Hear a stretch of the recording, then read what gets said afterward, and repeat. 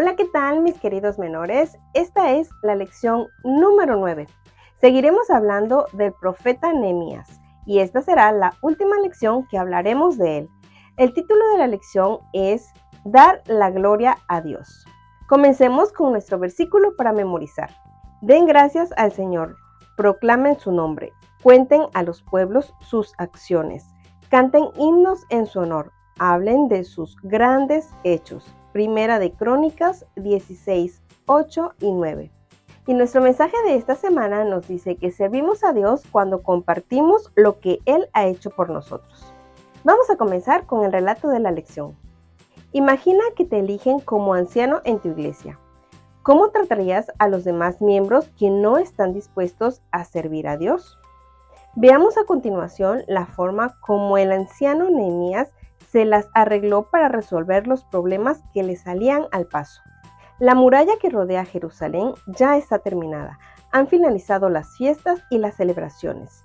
Hoy hemos podido pensar en cosas más solemnes. Como es nuestra costumbre, hemos ayunado. Nos hemos vestido con ropa áspera y echado polvo sobre nuestras cabezas. Hemos escuchado las enseñanzas del libro de la ley y después confesamos nuestros pecados. Esto nos llevó la mitad del día. Adoramos y alabamos a Dios durante el resto del día.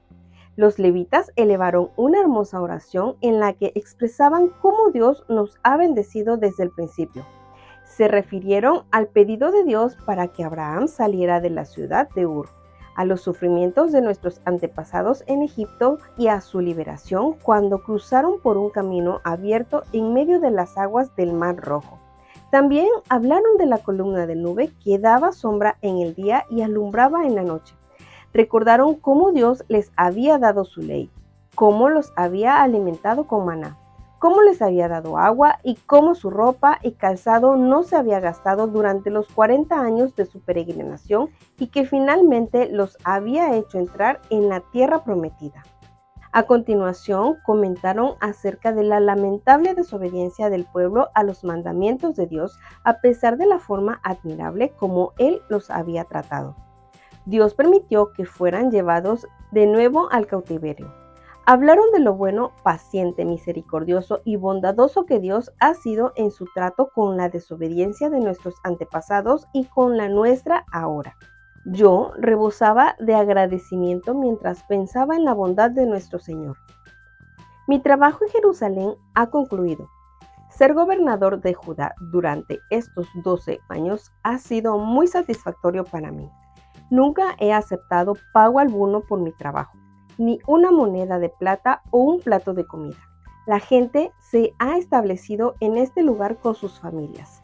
Entienden lo que es la ley y la obedecen. Los sacerdotes están cumpliendo sus deberes. Ahora volveré a Persia a servir al rey Artajerjes. Algún tiempo después, en Susa, Persia, he estado ayunando y orando por Judá porque he oído cosas muy desagradables que están sucediendo. He pedido al rey Artajerjes que me permita regresar a Jerusalén. Y veamos qué sorpresa se llevó el profeta Nehemías cuando regresó a Jerusalén. No puedo creer lo que ha sucedido aquí durante mi ausencia. El sumo sacerdote Eliasib permitió que un miembro de su familia se casara con un pariente de Tobías. ¿Pueden creerlo? Tobías, nuestro peor enemigo, aquel que nos causó tantas dificultades cuando edificábamos la muralla.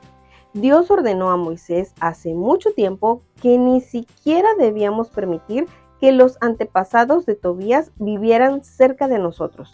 Pero eso no es lo peor.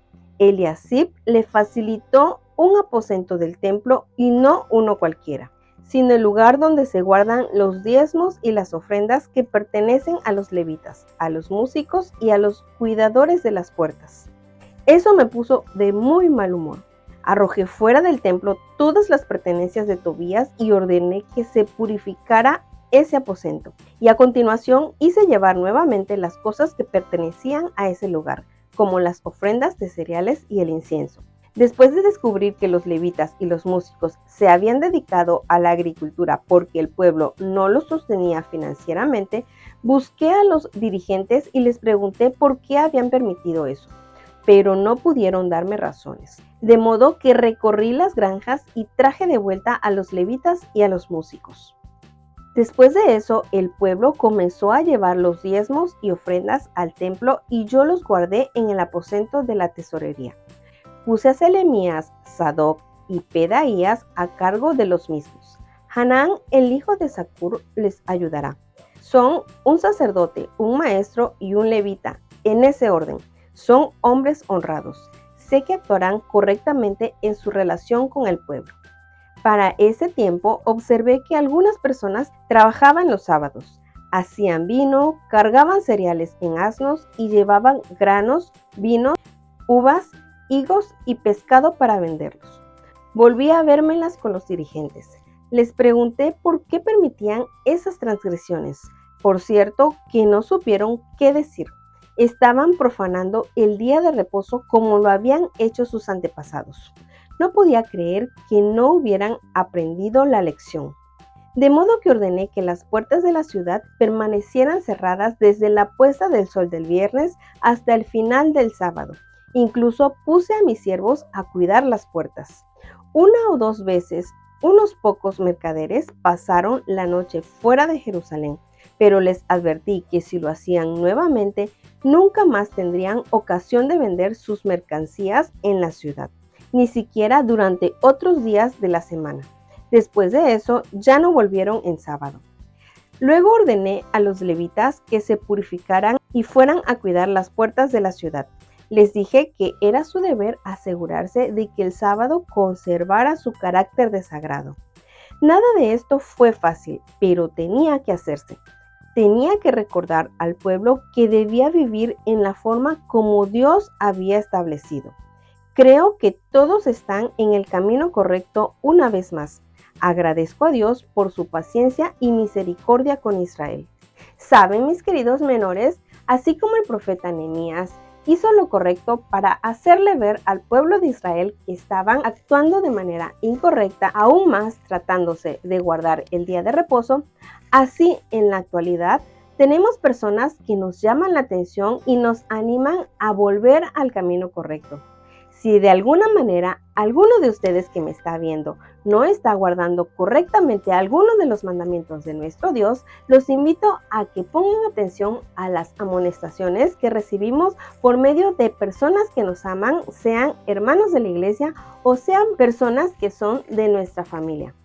Volvamos siempre al camino correcto, porque esa es la voluntad de nuestro Dios. Y bueno, terminemos esta lección repitiendo como siempre nuestro versículo para memorizar. Y recuerden, es versículo para memorizar, así que hasta esta semana deben de tener aprendidos por lo menos 8 versículos y este sería el versículo número 9 que se estarán aprendiendo. Den gracias al Señor, proclamen su nombre, cuenten a los pueblos sus acciones, canten himnos en su honor. Hablen de sus grandes hechos. Primera de Crónicas 16, 8 y 9. Muy bien, mis queridos menores, los espero en la siguiente lección.